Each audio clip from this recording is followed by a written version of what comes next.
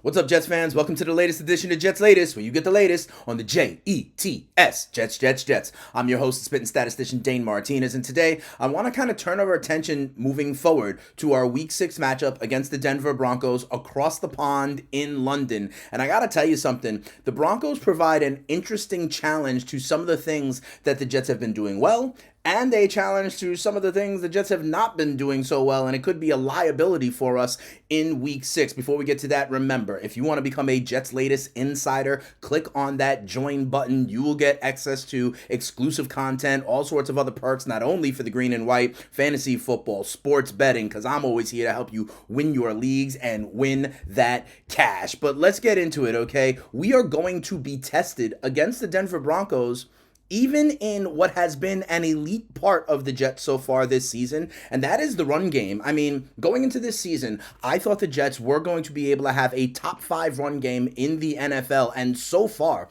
through 5 games, they absolutely have. And to be quite honest, Breece Hall has been a big part of it. Remember, there was like the trade rumors and talk, and everyone inside the building said, no, Breece is a good back, Breece is going to lead us, and he absolutely has. Check this out. The Jets overall are third in the league in rushing with 722 yards. Breece Hall himself has 351 of them. He's 7th in the NFL. The Jets are tied for third for 5.4 yards per carry. Breece Hall is 5th in the NFL with 5.3 yards per carry. We talk a lot here on Jets Latest about explosive runs. The league and coaches look at this as well. These are runs that go for 10 or more yards. The Jets have 25 of them, most in the NFL, and they do it at the biggest rate. The portion of their runs, 18% of the Jets' runs have gone for 10 or more yards. Breece Hall has 14 of them. And he is, by the way, the most frequent explosive back in terms of ratio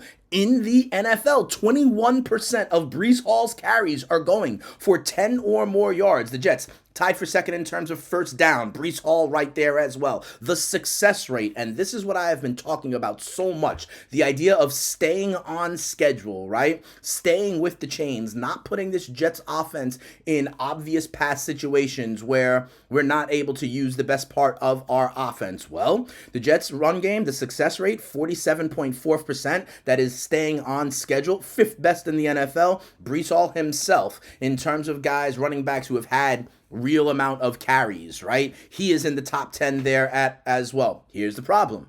Unfortunately, the Jets have 3 fumbles in the run game, right? And that is also tied for the league lead. Now, here's the thing. The Denver run defense has been good. They've allowed only 6 explosive runs all season long. That's tied for third fewest in the NFL. They've only allowed 442 yards rushing so far. That is a top 10 run defense. So we are going to see if the Jets, against a good run defense, will be able to kind of stick with it, stay on schedule, and hold on to the ball. That is obviously going to be the main thing. As you already know, the Jets have a -8 turnover margin, the worst in the NFL, historically bad, having not had a takeaway. So we will see if they can continue to be successful in the run game. The part that could be a liability is the run game on the other side of the ball. When the Denver Broncos have the run game, right? I mean, the Jets have allowed the 5th most rushing yards in the NFL at 702. And Denver, remember, we're 3rd best in the NFL at like 722.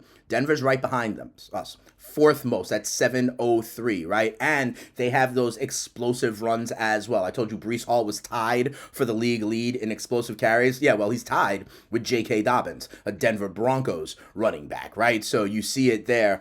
They have a good run game as well. And I got to tell you, on this run defense, in the front 7 is Harrison Phillips, a new acquisition. Jawan Briggs, a new acquisition. Harrison Phillips was saying that he still has faith. Okay, he goes, I think everyone has a ton of respect and faith in AG as a coach and the staff and the people that are here. I think this team knows that we've got something here and we could win games. We have the ability to be a good team. I don't think that is lost on us. So once again, another veteran maintaining the faith, saying we can still do this. And one thing that may help is that we are expected to get the return of Jermaine Johnson in Week 6 against the Denver Broncos. He's been nursing that ankle injury. And here's some stats. Listen, the fact that Jermaine Johnson hasn't been there means more of Michael Clemens there on the field. When Michael Clemens is on the field, we're giving up an EPA of 0.238. That's expected points allowed, right? That is dramatically higher than when him off the field at 0.0023. Okay, so having Jermaine Johnson back should make a marked difference. Remember,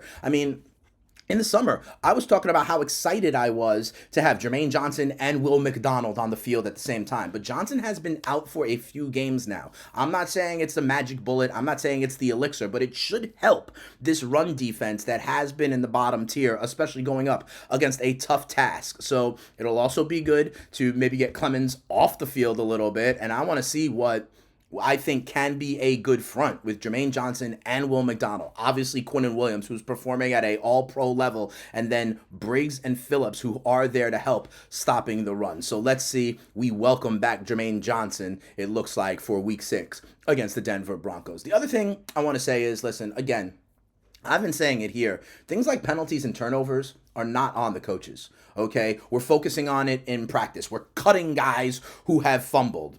Xavier Gipson, gone. Williams, gone, right? It's been that point of emphasis. You hear all the Jets leaders talking about, no, the coaches are doing the right thing. You heard Breece Hall talking about Tanner Angstrand's play calling. You heard Garrett Wilson saying, nah, we're being coached the right way. Well, Aaron Glenn doubles down on that, saying he still has confidence and faith in his coaching staff. Listen to what Glenn said. He goes, I'm not micromanaging my coaches. I'm going to allow them to do their job. That's what I hired them for. I trust these guys. I do. I trust Steve Wilkes. I trust Tanner Angstrand. I trust Chris Banjo to do their jobs, and I'm here to assist and be able to help. And if there are issues I feel need to be talked about, I talk to those guys about it. One of them, obviously, is the penalties. We're going to see what it looks like over across the pond and see if they clean that up, because ironically and almost uniquely, the Denver Broncos have a penalty issue as well. The Denver Broncos actually have more penalties than the New York Jets. The Jets are like 5th in the league or 4th in the league. The Broncos actually have more.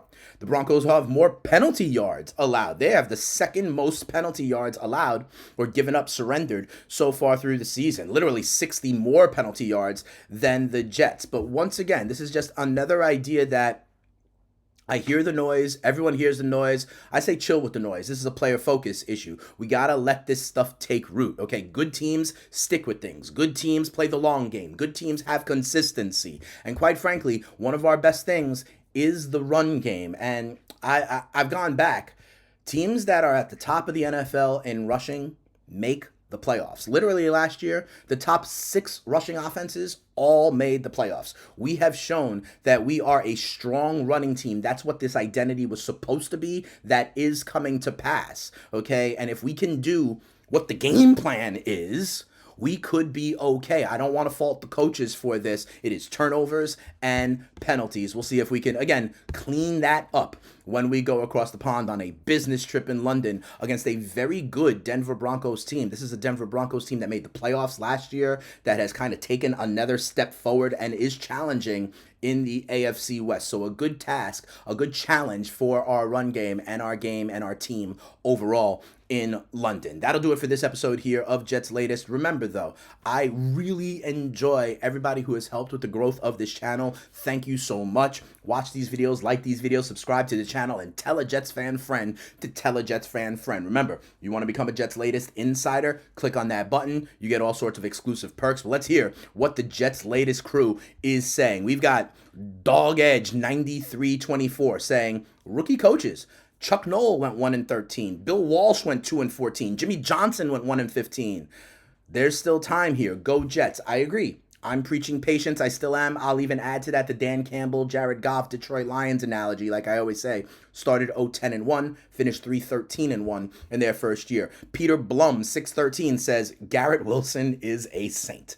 Not only is he a saint, I think he's a good team leader. I think he is producing at a Pro Bowl level, and I think he is worth the money that we gave him. Eric Thurman, 1050, says, it's not the coaches. The players are in positions to succeed. They're just not executing. What more can the coaches do? They are practicing tackling, punching out the ball. They brought in the refs, and I agree, and they're holding players accountable. They cut Xavier Gipson. They cut Isaiah Williams. Like, what else do you want us to do? These things have to get nipped in the bud. We were talking about this over the summer as well on Jets Latest. I'm telling you, I truly want to see what the Jets' record is in games in 2025 where they win the turnover margin. I want to do that debrief with all of you at the end of the season. But We will see. We've got to get there first, and that starts with week 6 against the Denver Broncos. Remember, if you want to hear more from me, the spitting statistician Dane Martinez, I am the host of the FTN fantasy show over on Sirius XM, channel 87, the fantasy channel. I got all sorts of insights for you on fantasy football. That's how I came to this work originally. And FTN Fantasy is a great website, waiver wire tool, rankings, all sorts of great content. The Stats Hub platform, which is absolutely amazing, wide receiver cornerback matchup tool, and so much more. Go check it out over there. But if you want the green and white, this is the place to be. Jets Latest is the place to be. I am here every day giving you what you need in a real way about the Jets, Jets, and I appreciate people in the comments that are starting to see it that way and support the growth of the channel. I'll be back tomorrow giving you the latest updates before we go across the pond for the Denver Broncos, but for now, we out of here. Peace.